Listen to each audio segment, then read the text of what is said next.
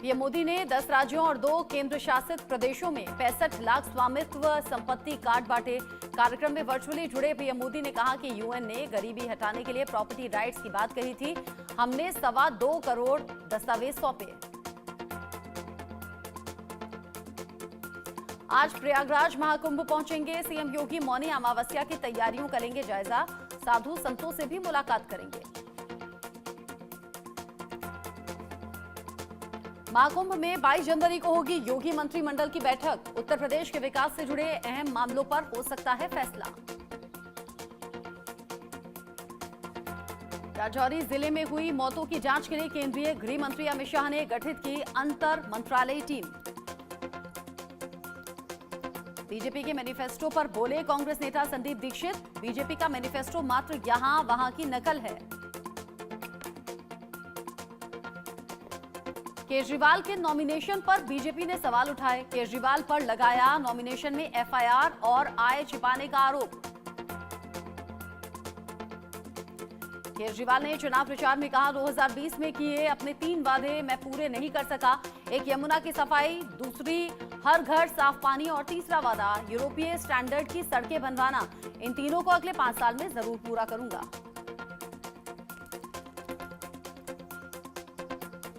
दिल्ली चुनाव में केजरीवाल का बड़ा चुनावी दावा। कहा मेरी सरकार फिर से चुनी गई तो किराएदारों को भी नहीं देना होगा बिजली पानी का बिल। दिल्ली चुनाव के लिए जेडीयू ने जारी किया स्टार प्रचारकों की लिस्ट। सूची में सीएम नीतीश समेत 20 अन्य नेताओं के नाम शामिल। आंध्र प्रदेश के दौरे पर केंद्रीय गृह मंत्री अमित शाह। मुख्यमंत्री आवास पर शाह ने सीएम एन चंद्रबाबू नायडू और डिप्टी सीएम पवन कल्याण से मुलाकात की। कांग्रेस सांसद राहुल गांधी ने बिहार के पटना में बिहार लोक सेवा आयोग के आंदोलनकारी अभ्यर्थियों से की मुलाकात।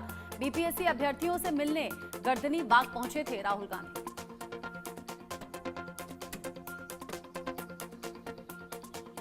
पटना में संविधान सुरक्षा सम्मेलन में राहुल गांधी ने आरएसएस को आड़े हाथों लिया। कहा जब भागवत कहते हैं कि भारत को 1947 में आजादी नहीं मिली तो वो संविधान और महात्मा गांधी, अंबेडकर, बुद्ध और फुले की सोच को नकारते हैं। अपने बिहार दौरे पर राहुल गांधी ने नीतीश सरकार पर साधा बड़ा निशाना। बिहार में फेक जाति जनगणना कराई गई। राहुल गांधी ने पटना में आरजेडी प्रमुख लालू यादव और तेजस्वी यादव से मुलाकात की। मोदी सरकार पर निशाना साधते हुए राहुल ने कहा केंद्र सरकार केवल 5 बड़ी कंपनियों की मदद कर रही है। फर्जी जातीय जनगणना के राहुल के बयान पर केंद्रीय मंत्री राजीव रंजन सिंह का पलटवार। बोले कि उनको हर चीज फर्जी नजर आती है जबकि राहुल खुद ही पूरे फर्जीवाड़ा के सरदार हैं। आम आदमी पार्टी ने बीजेपी उम्मीदवार प्रवेश वर्मा के समर्थकों पर अरविंद केजरीवाल की कार पर हमला करने का आरोप लगाया। कहा कि कार पर पत्थरों से किया गया हमला। बीजेपी सांसद बांसुरी स्वराज का केजरीवाल पर आरोप। आगामी हार से भयभीत होकर केजरीवाल ने अपनी गाड़ी 3 युवकों पर चढ़वाकर ओछी राजनीति का परिचय दिया। युवक तो केवल पिछले 1 दशक का रिपोर्ट कार्ड मांग रहे थे। दिल्ली बीजेपी अध्यक्ष वीरेंद्र सचदेवा ने कहा जैसे जैसे मतदान की तारीख नजदीक आ रही है अरविंद केजरीवाल अपने ऊपर हमले की काल्पनिक कहानियां गढ़ रहे हैं।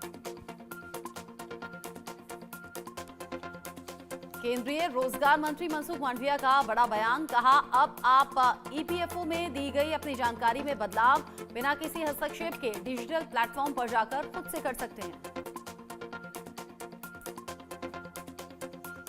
राष्ट्रीय कार्यकारिणी की बैठक पर आरजेडी नेता मनोज झा सांगठनिक और राजनीतिक प्रस्ताव पर चर्चा हुई।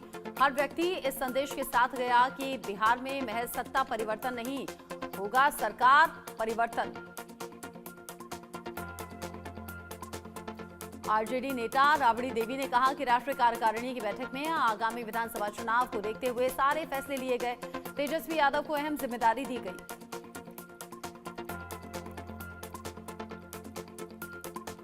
नीतीश कुमार के बयान पर राबड़ी देवी ने कहा कि वो बड़े नेता हैं, लंबे समय से मुख्यमंत्री हैं और अगर वो ऐसे बयान दे रहे हैं तो उन पर केवल दया आती है। सीपीएम नेता वृंदा करात ने कोर्ट के फैसले पर कहा, संजय रॉय दोषी हैं, ये तो पूरी दुनिया जानती है, लेकिन संजय रॉय के पीछे जो शक्तियां हैं वो कौन है? दोषी सरकार है, प्रिंसिपल है और पूरा प्रशासनिक तंत्र दोषी है। केजरीवाल पर बनी डॉक्यूमेंट्री को लेकर बोले संदीप दीक्षित, किसी भी चीज को आप चुनाव में चलाते हैं जिसकी प्रोपेगेंडा वैल्यू होती है तो उसे पहले चुनाव आयोग से पारित करवाया जाना चाहिए। अगर पारित नहीं हुई है तो फिर आप उसे नहीं चला सकते। लेडी हार्डिंग मेडिकल कॉलेज में पार्टी कार्यकर्ताओं से मिलने पहुंचे बीजेपी उम्मीदवार परवेश वर्मा। केजरीवाल पर परवेश वर्मा का आरोप, बीजेपी कार्यकर्ताओं को केजरीवाल की कार ने टक्कर मारकर जख्मी किया। प्रशांत किशोर ने कहा कि अब तो भारत सरकार के मंत्री बोल रहे हैं कि बीपीएससी परीक्षा में धांधली हुई है और री एग्जाम होना चाहिए। अब बीजेपी और जेडीयू के नेता चिराग पासवान के सवाल का जवाब दें। मुख्यमंत्री नायब सिंह सैनी का बयान, हम हरियाणा के किसान की 100% फसल को एमएसपी पर खरीद रहे हैं और भविष्य में अगर पंजाब में भी बीजेपी की सरकार बनती है तो यहां भी 100% फसल को एमएसपी पर खरीदेंगे। महाकुंभ पर अखिलेश यादव के बयान पर ओम प्रकाश राजभर का पलटवार, कहा उनके चश्मे सत्ता से बाहर रहकर बदल जाते हैं, वो जब सत्ता में रहते हैं तो सूखी घास भी हरी दिखती है। तेजस्वी यादव ने कहा कि मुझ पर जो विश्वास जताया गया, मुझे जो जिम्मेदारी दी गई उसे विधानसभा चुनाव में बखूबी ढंग से निभाऊंगा। नया बिहार बनाना है, सबको साथ लेकर चलना है। परवेश वर्मा ने कहा कि तीनों युवाओं को केजरीवाल की गाड़ी ने टक्कर मारी। पहले ड्राइवर ने ब्रेक मारा था, लेकिन केजरीवाल की गाड़ी चढ़ा देने के इशारे के बाद ड्राइवर ने गाड़ी चढ़ाई। यह हत्या की साजिश का केस है।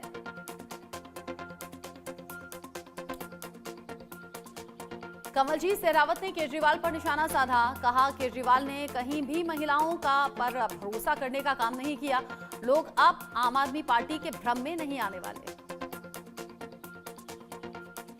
केंद्रीय मंत्री अश्विनी वैष्णव ने कहा कि आत्मनिर्भर भारत के संकल्प में आरआईएनएल की महत्वपूर्ण भूमिका है। प्रधानमंत्री मोदी ने आरआईएनएल के पुनः प्रवर्तन के लिए 11,440 करोड़ रुपए का पैकेज मंजूर किया है।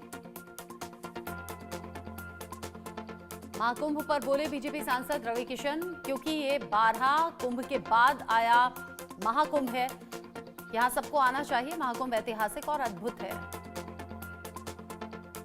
नई दिल्ली विधानसभा सीट से कांग्रेस उम्मीदवार संदीप दीक्षित ने कहा, दिल्ली में आचार संहिता लगने के बाद भारत सरकार ने 8वें वेतन आयोग का ऐलान किया। इन्हें सिर्फ चुनाव में ये सारी चीजें याद आती हैं। केंद्रीय मंत्री ज्योतिरादित्य सिंधिया ने संचार साथी ऐप लॉन्च किया। कहा, इस पोर्टल की मदद से 25 लाख चोरी किए गए फोन में से 15 लाख हमने ट्रेस कर लिए। बेंगलुरु में अमेरिकी वाणिज्य दूतावास का किया गया उद्घाटन। विदेश मंत्री डॉक्टर एस जयशंकर, भारत में अमेरिकी राजदूत एरिक गारसेटी और कर्नाटक के उप मुख्यमंत्री डीके शिव कुमार मौजूद रहे। कालकाजी विधानसभा क्षेत्र से कांग्रेस उम्मीदवार अलका लांबा ने क्षेत्र में भूमिहीन कैंप में चुनाव प्रचार किया। लोगों से मुलाकात कर उनकी समस्याओं को जाना और समझा। आरजीकर बलात्कार हत्या मामले में सियालदेह कोर्ट के फैसले पर बीजेपी नेता शुभेंदु अधिकारी ने कहा कि पीड़िता के परिवार और डॉक्टर्स ने कई सवाल उठाए हैं। इन सवालों का जवाब मिलना चाहिए। सभी को उम्मीद है कि सुप्रीम कोर्ट और सीबीआई इसका पर्दाफाश करेंगे। मुख्यमंत्री मोहन यादव ने स्वामित्व योजना के तहत पीएम मोदी के स्वामित्व संपत्ति कार्ड वितरण समारोह में हुए शामिल। कहा कि हर व्यक्ति जिसने गांव खेत में अपना मकान बनाया है उस पर उसे स्वामित्व का अधिकार मिला। केंद्रीय रेल मंत्री अश्विनी वैष्णव ने Mumbai Ahmedabad high speed rail corridor site का दौरा किया। एडिशनल रिवन इंटरमीडिएट टनल के कार्य प्रगति का भी निरीक्षण किया। कोलकाता के RG Kar rape and murder case में सियालदह कोर्ट ने संजय रॉय को दोषी करार दिया। सजा जल्द ही सुनाई जाएगी। यूपी की सीतापुर सीट से कांग्रेस सांसद राकेश राठौड़ के खिलाफ रेप के आरोप में एफआईआर दर्ज। मुकदमा दर्ज कराने वाली महिला बोली, शादी और करियर का झांसा देकर मेरे साथ में दुष्कर्म किया गया। लीलावती अस्पताल में बांद्रा पुलिस ने सैफ अली खान से पूछताछ की। घटना की सैफ से जानकारी ली। पुलिस ने दर्ज किया सैफ अली खान का बयान।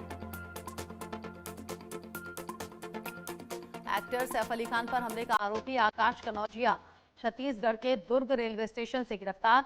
मुंबई पुलिस के इनपुट पर आरपीएफ ने ज्ञानेश्वरी एक्सप्रेस के आरोपी को यहां से पकड़ा। पुलिस ने वारदात के सिलसिले में करीना कपूर का बयान दर्ज किया। अधिकारी ने कहा जरूरत पड़ने पर करीना कपूर को फिर से बुलाया जाएगा। जम्मू कश्मीर के किश्तवाड़ में 4 संदिग्ध आतंकवादियों के सक्रिय होने की खबर। आतंकियों की सूचना वालों को 5 लाख रुपए इनाम का ऐलान। चैंपियंस ट्रॉफी के लिए टीम इंडिया का बीसीसीआई ने किया ऐलान। मोहम्मद शमी और कुलदीप श्रेयस की चोट से उबरने के बाद टीम में हुई वापसी। तेज गेंदबाज मोहम्मद शमी 1 साल बाद टीम में लौटे। चोट की वजह से नवंबर 2023 से टीम से बाहर थे शमी। 15 मेंबर्स वाले भारतीय दल में रोहित शर्मा होंगे कैप्टन। शुभमन गिल को मिली उप कप्तानी। केएल राहुल, हार्दिक पांड्या, रविंद्र जडेजा, अक्षर पटेल, जसप्रीत बुमराह, मोहम्मद शमी और कुलदीप यादव टीम में किए गए शामिल। पश्चिम बंगाल के मालदा जिले से सटे बांग्लादेश की सुखदेवपुर सीमा पर बांग्लादेशी नागरिकों से बीएसएफ की झड़प हो गई। भारत की ओर घुसपैठ करने की कोशिश कर रहे लोगों पर बीएसएफ ने दागे आंसू गैस के गोले। मुख्तार अंसारी गैंग के सक्रिय सदस्यों में शुमार। गाजीपुर के बहादुरगंज नगर पंचायत के चेयरमैन रियाज अंसारी समेत जो 4 लोग हैं उन पर SC/ST एक्ट में पुलिस ने दर्ज की एफआईआर। यूपी के फतेहपुर में हाईवे पर रोड पार कर रही शिक्षिका को पिकअप ने टक्कर मारी। हादसे में शिक्षिका की मौत हो गई। हादसे की तस्वीरें सीसीटीवी में कैद। शिक्षिका की मौत से हड़कंप मचा हुआ है। गाजियाबाद पुलिस ने 5 साल की मासूम के साथ दुष्कर्म और हत्या करने के आरोपी बस हेल्पर को गिरफ्तार किया। पैसे का लालच देकर मासूम को बस में ले जाकर रेप किया। हत्या करने के बाद कट्टे में बांधकर नाले में फेंक आया शव। मध्य प्रदेश के कटनी में जीआरपी पुलिस कर्मियों पर अज्ञात बदमाशों ने लोहे की रॉड से हमला किया। आउटर में लगे सीसीटीवी कैमरे को भी बदमाशों ने तोड़ा। कैमरे में कैद हुए 4 हमलावर बदमाश। कोटा के महावीर नगर थाना इलाके में कलयुगी पति ने अपनी पत्नी के साथ मारपीट की। हाथ पैर बांधकर उस पर एसिड फेंका। घर से फरार भी हो गया। 70% तक झुलस गई महिला। मध्य प्रदेश के उज्जैन में ईओडब्ल्यू की बड़ी कार्रवाई। रिटायर्ड बैंक अफसर के घर हुई छापेमारी में मिली 5 करोड़ की संपत्ति। 5 लाख कैश, 6 अचल संपत्ति के दस्तावेज मिले। कानपुर में एसबीआई के एक ब्रांच में हथियार लेकर घुसा बदमाश। रोकने पर मैनेजर कैशियर पर चाकू से हमला किया। मध्य प्रदेश के इंदौर में हथियार के बल पर शराब की दुकान पर हंगामा करने वाले बदमाशों को पुलिस ने गिरफ्तार किया।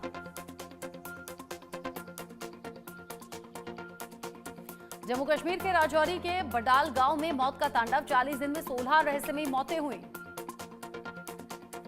महाकुंभ में आने वाले 27 जनवरी को होगी धर्म संसद, जिसमें बड़ी तादाद में साधु, सन्यासी, पीठाधीश्वर, महामंडलेश्वर, आचार्य हिस्सा लेंगे। स्वामित्व योजना के तहत गोंडा में खतौनी वितरण कार्यक्रम में शरीक हुए केंद्रीय विदेश मंत्री कीर्तिवर्धन सिंह।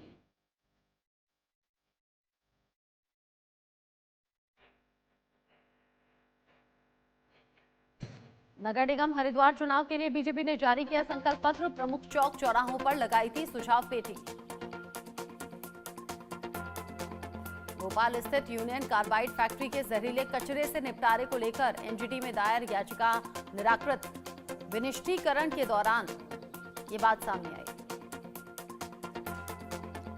चंपावत में सीएम धामी के रोड शो में उमड़ी भारी भीड़। बीजेपी के पालिका अध्यक्ष और अन्य सभासद प्रत्याशियों के समर्थन में निकाला गया ऐतिहासिक रोड शो। श्रावस्ती में अल्पसंख्यक राज्य मंत्री दानिश अंसारी ने स्वामित्व योजना के तहत लोगों को घरौनी दी। मध्य प्रदेश के जबलपुर में खुद को हॉकी का अंतर्राष्ट्रीय खिलाड़ी बताने वाला युवक गिरफ्तार हुआ। मध्य प्रदेश के पन्ना टाइगर रिजर्व पन्ना का रोमांचक शिकारी एक वीडियो सामने आया है। यहाँ इस दुर्लभ वीडियो में आप देख सकते हैं किस तरह से एक सियार बाघ को देखकर भौंक रहा है। यूपी के मिर्जापुर में 30 करोड़ की मूर्तियों के साथ 4 गिरफ्तार। मठ की देखभाल करने वाले शिष्य बंशी दास ने ही अपने साथियों के साथ मिलकर रची चोरी की साजिश। जयपुर में सिंधी कैंप बस स्टैंड के बाहर 2 पक्षों में मारपीट। दुकानदार से समोसा लेकर खुले पैसे को लेकर कहासुनी हुई। मध्य प्रदेश के बलरामपुर में जिले के 38 पुलिसकर्मियों का ट्रांसफर हुआ। राजस्थान के कोटा में इंजीनियरिंग की तैयारी कर रहे एक छात्र ने लगा ली फांसी। यूपी के फतेहपुर में वीवीआईपी डाक बंगले में मामूली कहासुनी पर जमकर हुई मारपीट। यूपी के पीलीभीत में रिक्शा पर सवार युवती से रिक्शा में बैठे युवक ने छेड़खानी की। मथुरा में ऑक्सीजन सिलेंडर रिफिलिंग के दौरान हुआ भीषण हादसा। सिलेंडर फटने से 3 लोगों की हालत गंभीर। मध्य प्रदेश के जबलपुर में 5 साल के मासूम के साथ दरिंदगी की खबर से इलाके में सनसनी। 42 साल के मोहम्मद इस्लाम ने मासूम के साथ दरिंदगी की। छत्तीसगढ़ के बस्तर में नक्सल मुठभेड़ में 12 शव के अलावा बड़ी मात्रा में हथियार भी मिले हैं। राजस्थान के सीकर में एक साथ 2 ज्वेलरी शॉप में हुई चोरी। चोरी की घटना ज्वेलरी शॉप में लगे सीसीटीवी में कैद हुई। उत्तर प्रदेश के फतेहपुर में तंत्र साधना के लिए मासूम की बलि देने के सनसनीखेज मामले में कोर्ट ने आरोपियों को उम्र कैद की सजा सुनाई।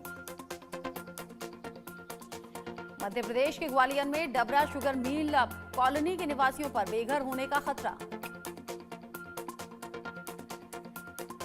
मध्य प्रदेश के नारायणपुर में पुलिस पार्टी को नुकसान पहुंचाने के लिए लगाए गए 3 किलो के आईईडी बम को पुलिस ने बरामद किया। लखनऊ के एक कोर्ट ने 2 बच्चे समेत परिवार के 6 लोगों की हत्या करने वाले दंपति को सुनाई फांसी की सजा। यूपी के उन्नाव में सराफा कारोबारी के बेटे को गोली मारकर लूटा। पाकिस्तान के पूर्व पीएम इमरान खान भ्रष्टाचार मामले में ठहराए गए दोषी। 14 साल की सजा। इमरान खान पर अलकादिर ट्रस्ट मामले में 19 करोड़ पाउंड के गबन का आरोप था। कोर्ट के सजा सुनाए जाने के फौरन बाद कोर्ट में मौजूद बुशरा बीबी को पुलिस ने गिरफ्तार कर लिया। उन्हें जेल ले गए। अदालत ने इमरान खान के जरिए स्थापित अलकादिर विश्वविद्यालय की जमीन को भी जब्त करने का आदेश दिया। अंतर्राष्ट्रीय मुद्रा कोष ने साल 2025 और 26 में दुनिया भर के देशों की विकास दर को लेकर पेश किया पूर्वानुमान। आईएमएफ ने पाकिस्तान का विकास दर 2025 में 3%, 2026 में 4% रहने का अनुमान लगाया। अमेरिका के विदेश मंत्री एंटनी ब्लिंकन ने अपने आखिरी भाषण के समय मौके पर चीख रहे एक पत्रकार को रूम से बाहर कर दिया। बांग्लादेश की अंतरिम सरकार ने बंगबंधु द्वारा लिखी गई कहानी बयानोरे डिंगोलू को भी सिलेबस से बाहर कर दिया। ब्रिटेन के पीएम ने यूक्रेन से किया 100 साल की पार्टनरशिप का समझौता। 20 जनवरी को कैपिटल हिल के अंदर शपथ ग्रहण लेंगे। यहां शपथ लेंगे नवनिर्वाचित राष्ट्रपति डोनाल्ड ट्रंप। 40 साल में पहली बार होगा इंडोर सेरेमनी। ट्रंप के शपथ ग्रहण के दौरान वॉशिंगटन में तापमान -7 डिग्री सेल्सियस रहने का अनुमान है। ईरान के सुप्रीम कोर्ट में एक शख्स ने की गोलीबारी। हमले में 2 जजों की मौत। हमले के दौरान दोनों जज नेशनल सिक्योरिटी, आतंकवाद, जासूसी के मामलों की कर रहे थे सुनवाई। सुप्रीम कोर्ट के जज अली रजनी और मोगी शेख की गोली मारकर हत्या। बांग्लादेश की पूर्व प्रधानमंत्री शेख हसीना ने अपने राजनीतिक विरोधियों पर उन्हें जान से मारने की साजिश का आरोप लगाया। इजरायल की कैबिनेट ने हमास के साथ सीज फायर डील को मंजूरी दी। सीज फायर डील 3 फेज में होगी। ये डील मानी जाएगी। पहले फेज में हमास इजरायल से किडनैप किए गए 33 बंधकों को रिहा करेगा।